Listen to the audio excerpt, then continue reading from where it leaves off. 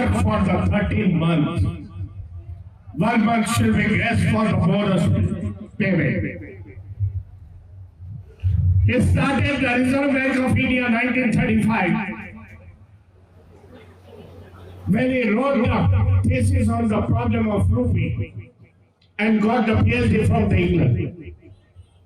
On that basis, 1935, 1st January 1935, the Reserve Bank started in India.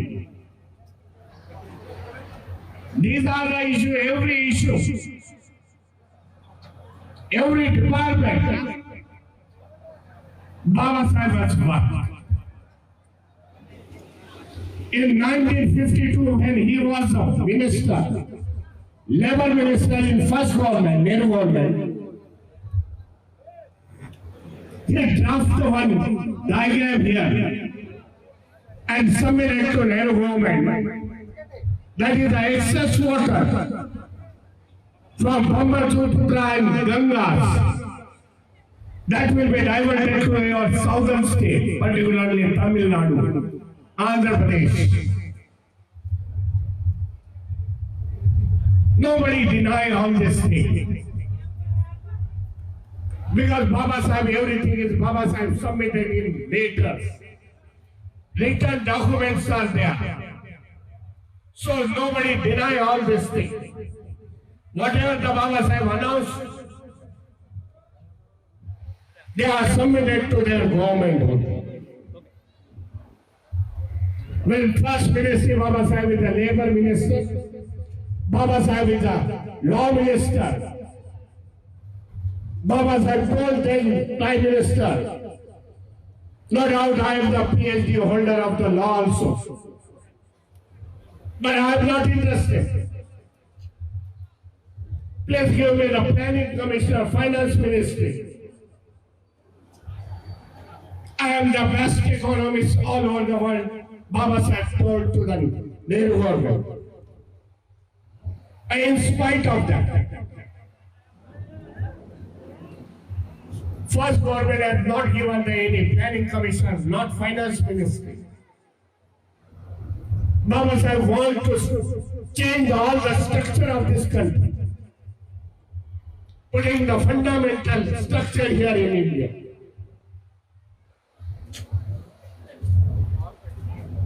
It is very sadly said that Baba Saheb has a vision of the foresight vision.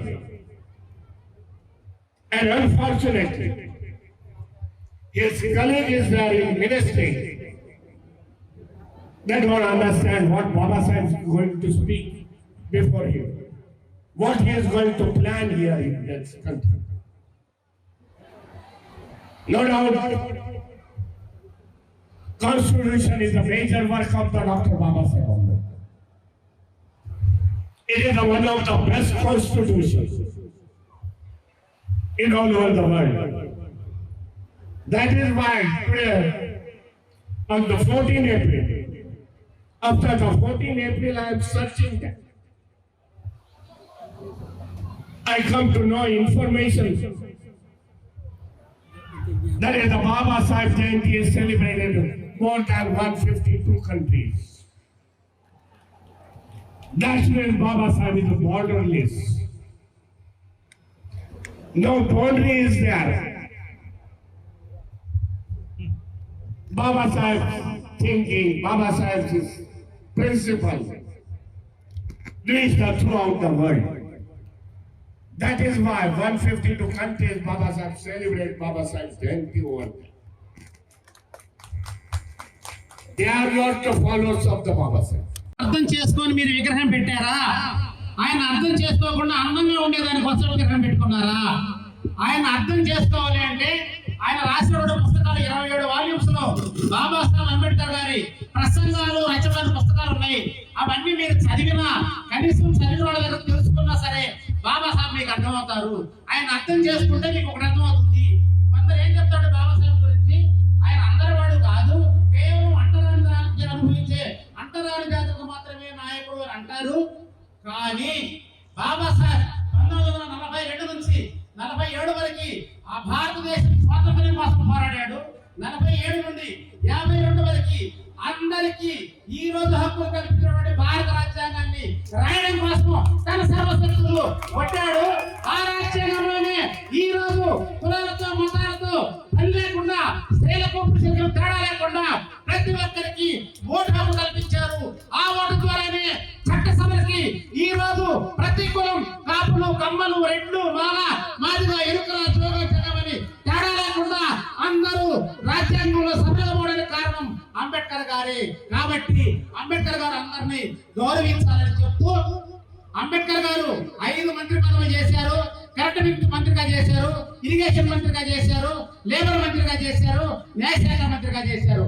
కానీ నెహ్రూ గారిని నాకు భారత ఆర్థిక మంత్రిగా అవకాశం ఇవ్వండి, పేదవాళ్ళ తలరాతలు మారుస్తాను, ప్రతి ఒక్కరిని లక్షాధికారి చేస్తానని ఆయన అడిగితే ఎక్కడ ఈ పేదవాళ్ళంతా ధనవంతులైపోతారో, ఎక్కడ వాళ్ళు ఓటు విలువ తెలుసుకొని అధికారంలోకి వస్తారో, మీరు మాకు బానిసలుగానే ఉండాలంటే నీకు నేను భారతంలో ఆర్థిక శాఖ ఇవ్వను అని, ఎందుకు పనికిరాని న్యాయమే లేని న్యాయశాఖని ఇచ్చారు అని చెప్పేసి బాబాసాహెబ్ అంబేద్కర్ గారి మనవడైనటువంటి భీమారావు గారు మనకు చెప్పారు.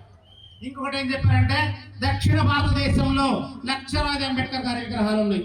ఎక్కడ లేని విధంగా ప్రతి గ్రామంలో ప్రతి వాడలో వీధి వీధిలో అంబేద్కర్ గారి విగ్రహాలు ఉన్నాయి. అదే విధంగా ప్రపంచంలో 152 దేశాల్లో అంబేద్కర్ గారి విగ్రహాలు నిలబెట్టి ప్రదర్శించబడుతూ ఉంటే ఐక్యరాజ్య సమితి సైతం ఆయన పుట్టినరోజుని ప్రపంచ విజ్ఞాన దినోత్సవంగా ప్రకటిస్తూ ఉంటే, కానీ మన భారతదేశంలో మాత్రం అంబేద్కర్ గారి విగ్రహం పెట్టాలంటే స్థలం కోసం పోరాడాలి, ఇక్కడ పెట్టడానికి వీల్లేదంటారు. విగ్రహం పెట్టుకోవడానికి పోరాడాలి, ఇక్కడ పెట్టడానికి వీల్లేదంటారు. విగ్రహానికి చెప్పులు దండలు వేస్తున్నారు, విగ్రహాలు వెనకబడుతున్నారు. ఎందుకు మీకు అంబేద్కర్ గారు అంటే అంత భయం అని నిట్టనిలుగా ప్రశ్నించిన ఘనత. సో టోటల్ గా సార్ చెప్పింది అంబేద్కర్ గారిని అనుసరించడం కాదు, అంబేద్కర్ గారిని ఫాలో అవడం కాదు, అంబేద్కర్ గారి విగ్రహం పెట్టడం కాదు, ఆయనకు దండం పెట్టడం కాదు. ఆయన్ని అర్థం చేసుకోండి, ఆయన లక్ష్యం ఏంటో, ఆయన గమ్యం ఏంటో తెలుసుకొని ఆ వైపు మనం పయనించాలి అని చెప్పాడు. అది తెలుసుకోవాలంటే అంబేద్కర్ గారు 4 బిడ్డల్ని తన భార్యని కోల్పోయి భారత రాజ్యాంగాన్ని రచించి మనకి ఓటు హక్కు సంపాదించి ఈ రోజు తలెత్తు తిరిగేలాగా చేస్తూ ఒక్క మాట చెప్పారు ఆయన, నేను సర్వం త్యాగం చేసి మీకు ఓటు హక్కు ఇచ్చా, అది వజ్రాయుధం లాంటిది, దాన్ని నమ్ముకొని బానిసలు అవుతారా, సక్రమంగా వేసుకొని రాజులు అవుతారా అని అడిగాడు. ఏమవుదాం? రాజులు అవుదామా, బానిసలు అవుదామా? ఎప్పటి వరకు బానిసలుగానే ఉన్న మనం రాజులుగా అవ్వాలంటే అధికారంలో భాగస్వామ్యం కోసం పోరాటం చేయాలి, ఓటును సక్రమంగా వాడుకోవాలి. ఇందాక ఇక్కడ ఎమ్మెల్యే గారు ఒక మాట చెప్పి నాకు చాలా నచ్చింది. అంటరానితనాన్ని పోగొట్టడానికి అందరం ఒకటే అని సాధించడం కోసం అంబేద్కర్ గారు నిరంతరం పోరాడాలని చెప్పి చాలా గొప్ప మాట చెప్పారు. ఎమ్మెల్యే గారు మీకు ధన్యవాదాలు. సో మంచి భావాలు, ఒక మంచి అద్భుతమైనటువంటి కలిమికొలుతున్న ఎమ్మెల్యే గారిని ఒక్కటే నేను కోరుకుంటున్నా ఈ పల్లంకూరు ప్రజల తరఫున. ఒక చోట బుచ్చిబాబు గారిని మనం ఎమ్మెల్యేగా గెలిపిస్తే ఇంకొక చోట బుచ్చిబాబు గారు మనల్ని అంబేద్కర్ గారు వారసుల్ని ఎమ్మెల్యేగా గెలిపించాలని వారిని కోరుకుంటున్నాను. మీకందరికి ఇష్టమైతే గట్టిగా చప్పట్లు కొట్టండి. సమావేశం బుచ్చిబాబు గారు అర్థమైందా? అధికారంలో భాగస్వామ్యం కోరుకున్నారు బాబాసాహెబ్ అంబేద్కర్ గారు. దాని ద్వారానే అంటరానితనం గాని పేదరికం గాని నిర్మూలించబడుతుంది.